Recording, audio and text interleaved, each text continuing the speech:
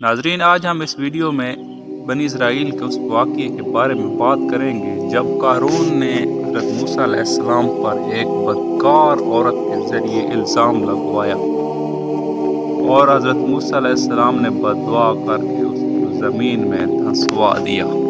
یعنی بنی اسرائیل کے علماء اس دولت سے جو دنیا میں قارون کو ملی، یعنی عمل صالح صابرین ہی کا حصہ ہیں اور اس کا ثواب وہی پاتے ہیں۔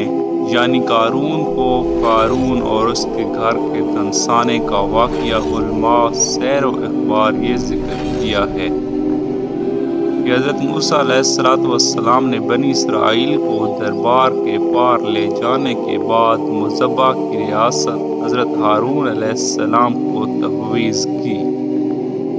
بنی اسرائیل اپنی قربانی حضرت ہارون علیہ السلام کے پاس لاتے، وہ ذبح میں رکھتے، آگے آسمان سے اتر کر ان کو کھا لیتے۔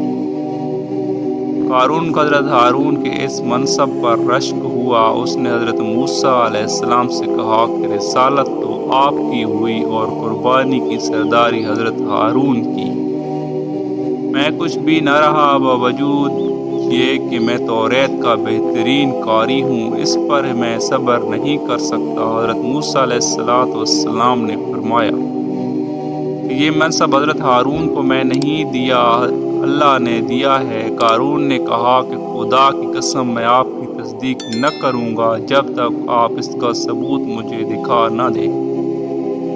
حضرت موسیٰ علیہ السلام نے روسا بنی اسرائیل کو جمع کر کے فرمایا کہ اپنی لاٹھیاں لے آؤ۔ انہیں سب کو اپنے قبا میں جمع کیا۔ رات بھر نبی اسرائیل ان لاٹھیوں پر پہرا دیتے رہے۔ صبح کو ہارون علیہ السلام کا عصا سرسبز و شاداب ہو گیا، اس میں پتے نکل آئے۔ حضرت موسیٰ علیہ السلام نے فرمایا، اے قارون، تو نے یہ دیکھا؟ قارون نے کہا، یہ آپ کے جادو سے کچھ عجیب نہیں۔ حضرت موسیٰ علیہ السلام اس کی مدارت کرتے تھے اور آپ کو ہر وقت ایذا دیتا تھا، اور اس کی سرکشی اور تکبر اور حضرت موسیٰ علیہ السلام کے ساتھ عداوت دم بدم ترقی پر تھی۔ اس نے ایک مکان بنایا جس کا دروازہ سونے کا تھا، اس کی دیوار پر سونے کے تختے نصب کیے۔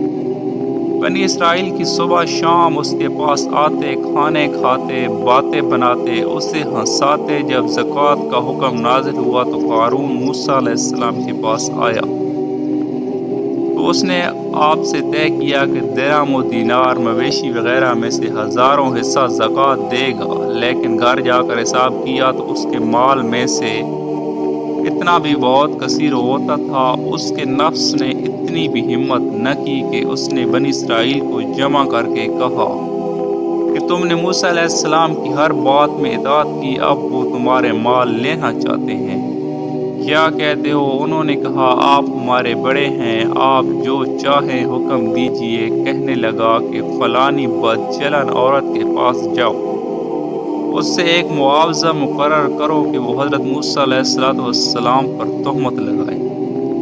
ایسا ہوا تو بنی اسرائیل حضرت موسیٰ علیہ السلام کو چھوڑ دیں گے۔ چنانچہ قارون نے اس عورت کو 1000 اشرفی اور 1000 روپیہ اور بہت سے مواعید کر کے یہ تہمت لگانے پر طے کیا، اور دوسرے روز بنی اسرائیل کو جمع کر کے حضرت موسیٰ علیہ السلام کے پاس لے آیا اور کہنے لگا کہ بنی اسرائیل آپ کا انتظار کر رہے ہیں کہ آپ انہیں واعظ و نصیحت فرمائیں۔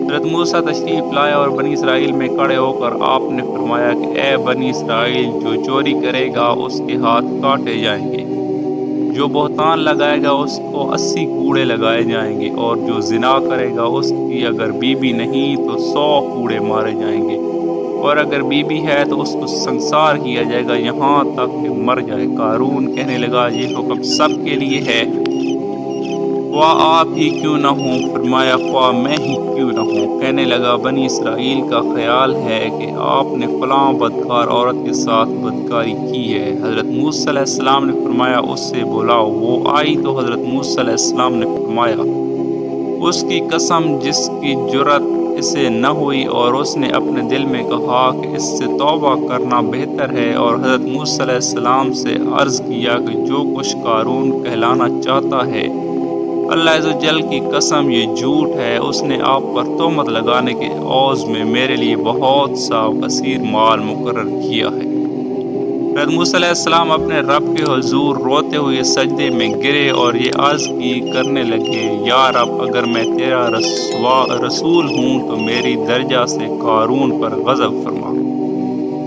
اللہ تعالیٰ نے آپ کو وحی فرمائی کہ میں نے زمین کو آپ کی فرمانبردار کر دیا ہے، جو چاہیں اس کو حکم دیں۔ حضرت موسیٰ علیہ السلام نے بنی اسرائیل سے فرمایا اے بنی اسرائیل، اللہ تعالیٰ نے مجھے قارون کی طرف بھیجا ہے جیسا فرعون کی طرف بھیجا تھا۔ جو قارون کا ساتھی ہو اس کے ساتھ اس کی جگہ ٹھہرا رہے، اور جو میرا ساتھی ہو جدا ہو جائے۔